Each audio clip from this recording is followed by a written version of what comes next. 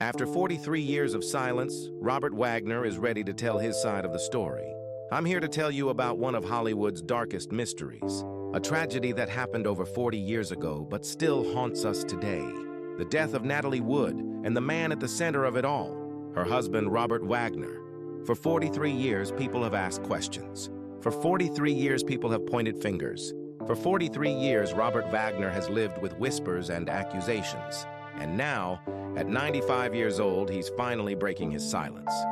Let me take you back to November 29th, 1981, a cold night off the coast of California. A beautiful actress, a yacht called Splendour, and a tragedy that would shock the world. But to understand what happened that night, we need to go back further. Back to when Robert Wagner and Natalie Wood first fell in love. It was 1956. Robert Wagner was a rising star, handsome, charming, already making a name for himself in Hollywood. Natalie Wood was a child star who had grown into a beautiful young woman. She'd been acting since she was 4 years old. Everyone knew her name. They met at a dinner party. The chemistry was instant. Robert was 26. Natalie was only 18. He fell for her immediately. She was beautiful, talented, full of life. And she had this laugh that could light up a room. They got married in December 1957, Hollywood's golden couple. Everyone thought they were perfect together. The handsome leading man and America's sweetheart.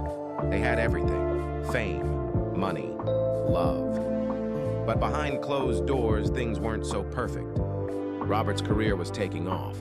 Natalie was becoming one of the biggest stars in the world. They were both working constantly, barely seeing each other. The pressure was too much. In 1962, they divorced. It broke both their hearts, but they thought it was the right thing to do. Natalie went on to marry someone else. Robert did too. They tried to move on with their lives, but they couldn't forget each other. 10 years later, in 1972, they met again at a party. The spark was still there. All those feelings came rushing back. They realized they'd made a mistake. They still loved each other.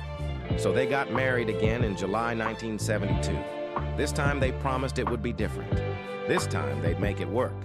And for a while it seemed like they had. They had a daughter together, Natasha. Life seemed good, but Hollywood is a tough place for marriages.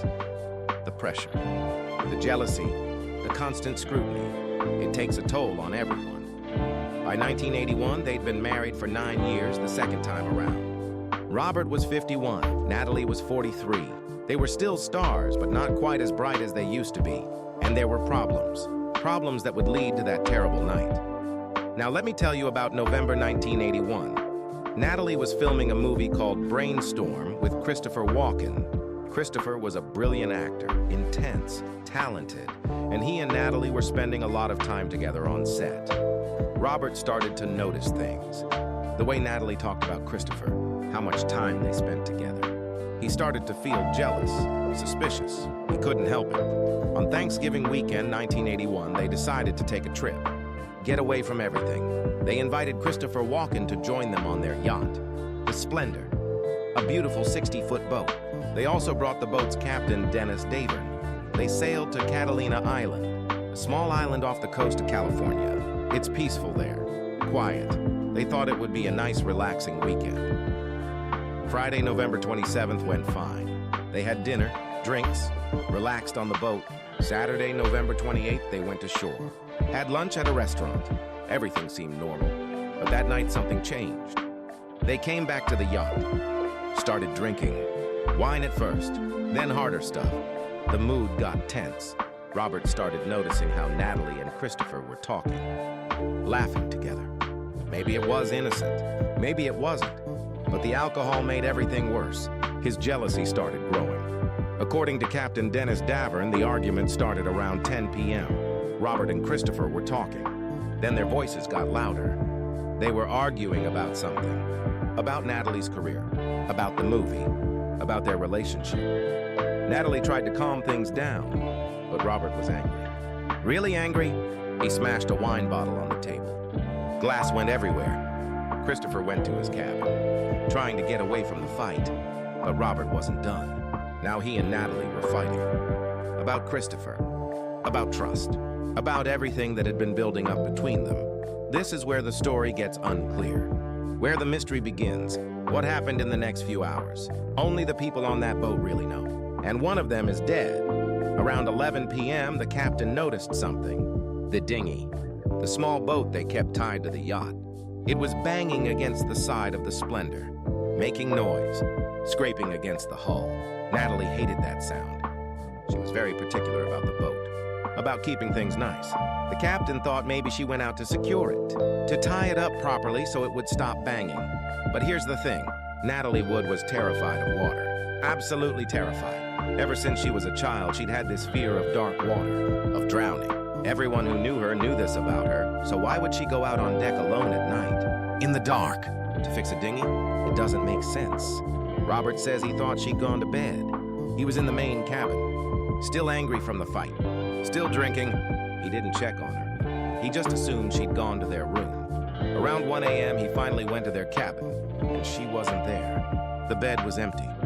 He started looking around the boat, calling her name. Nothing. Then he noticed. The dinghy was gone. Natalie was gone. He woke up the captain. They searched the yacht. She wasn't anywhere on board. Robert got on the radio, started calling for help. The Coast Guard, Harbor Patrol, anyone who could help find her. At 7:45 a.m. on Sunday, November 29th, they found her, a mile away from the boat, floating face down in the water. She was wearing a flannel nightgown, a down jacket, wool socks. She was dead. The official report said she had drowned, that she'd probably tried to secure the dinghy, slipped and fell into the water. The heavy jacket soaked up water and pulled her down. She couldn't swim to safety, but there were bruises on her body, on her arms, her legs, her face, fresh bruises. How did she get those bruises? The coroner said they were consistent with someone trying to climb back onto the dinghy, struggling in the water, hitting against the boat. But some people weren't so sure. The case was closed. Accidental drowning, they said. Tragic accident. And Robert Wagner was left to grieve, left to deal with the guilt, the questions, the accusations. For years, he stayed quiet. He didn't talk about that night. When reporters asked questions, he'd say he couldn't talk about it. It was too painful. He'd loved Natalie. Losing her destroyed him, but the questions never stopped. People started talking, making theories. What really happened on that boat? Was it really an accident? In 2011, the case was reopened. 30 years after Natalie's death, the police said they had new information, new witnesses. The captain, Dennis Davern, came forward. He said he'd lied back in 1981, that he hadn't told the whole truth. He said the fight between Robert and Natalie was worse than anyone knew, that he heard yelling, crashing, that Robert was furious about Christopher Walken, that things got physical. He said Robert told him not to call for help right away when they realized Natalie was gone, that they waited. That precious time was wasted, time that could have saved her life. The police changed the cause of death from accidental drowning to drowning and other undetermined factors. They called Robert Wagner a person of interest, not a suspect, but someone they wanted to talk to, but Robert refused. He got a lawyer, said he wouldn't answer any more questions, that he'd already told them everything back in 1981, that reopening the case was just causing more pain for his family, his daughters, Natasha and Courtney. They defended him, said their father would never hurt anyone, that he loved Natalie more than anything, that people were trying to destroy his reputation. For another decade, he stayed silent, watching his name get dragged through the mud, watching people call him a murderer, watching the conspiracy theories grow. And now at 95 years old, Robert Wagner has decided to tell his story, his version of what happened that night. He says yes, they were fighting. Yes, he was jealous of Christopher Walken. Yes, he'd been drinking, but he never touched Natalie, never hurt her, never pushed her. He says after their fight, Natalie went outside. She was upset, crying. She wanted to be alone. He should have followed her, should have made sure she was okay. But he was too angry, too stubborn, too drunk. He says he thinks she did try to secure the dinghy, that she was trying to calm herself down by doing something practical, something to take her mind off the fight, and she slipped. It was dark. The deck was wet. She lost her balance. He says by the time he realized she was gone, it was too late. The current had pulled her away. The heavy jacket dragged her down. She couldn't fight against it. She drowned alone in the dark water, the thing she'd been terrified of her whole life. He says he didn't call for help right away because he thought she'd taken the dinghy to shore, that she was so angry at him she just left. He thought she was safe on the island, cooling off at a hotel or restaurant. When he finally realized something was really wrong, he called immediately. But by then, too many hours had passed. He says the guilt has eaten him alive for 43 years.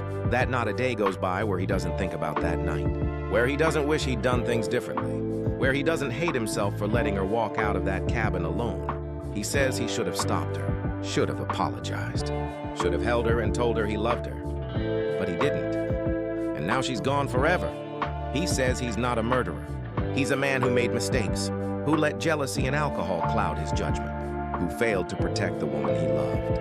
But he never hurt her, never laid a hand on her. He says he's telling his story now because he's 95 years old. He doesn't have much time left, and he wants people to know the truth before he dies. He wants his daughters to know their father is not a monster. He wants to set the record straight. But here's the thing. We'll never really know what happened on that boat. Only 4 people were there. Natalie is dead. Christopher Walken has always refused to talk about it in detail. The captain's story has changed over the years. And Robert? He's the one with the most to lose by telling the truth. Some people believe him.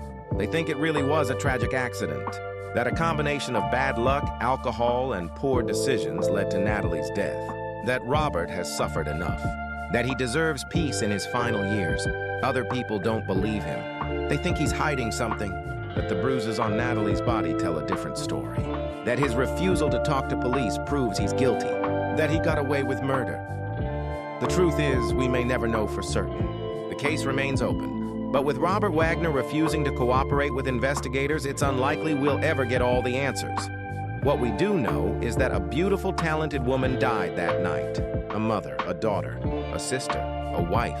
Natalie Wood was only 43 years old. She had so much life left to live, so many movies left to make, so many memories left to create with her daughters. And Robert Wagner has lived with that loss for 43 years. Whether you believe he's innocent or guilty, he's paid a price. His reputation is destroyed. His name is forever linked to one of Hollywood's biggest mysteries. He can't go anywhere without people staring, whispering, wondering. At 95, he's an old man now. His career is long over. His health is failing. He lives quietly, trying to stay out of the public eye. But the shadow of that night in 1981 follows him everywhere. Natalie Wood's daughters are grown now. Natasha became an actress like her mother. Courtney stayed out of the spotlight. They've both defended their father, but they've also said they have questions about that night, things they wish they understood better. Christopher Walken went on to have an incredible career. He won an Oscar, became one of the most respected actors in Hollywood, but he's never given a full interview about what happened on the Splendour. He's always declined to comment. Said it's not his story to tell. The captain Dennis Davern wrote a book about that night. He's done interviews. He said things that contradict what he said in 1981. Some people think he's finally telling the truth. Others think he's just trying to make money off a tragedy, and the mystery continues. YouTube videos, podcasts, documentaries, books. Everyone has a theory about what really happened. Everyone thinks they know the truth. But the only truth we know for certain is that Natalie Wood died that night. And nothing can bring her back. So what do you think? Do you believe Robert Wagner's story? Do you think it was really just a tragic accident? Or do you think there's more to it? Do you think he's been covering something up for 43 years? Drop your thoughts in the comments below.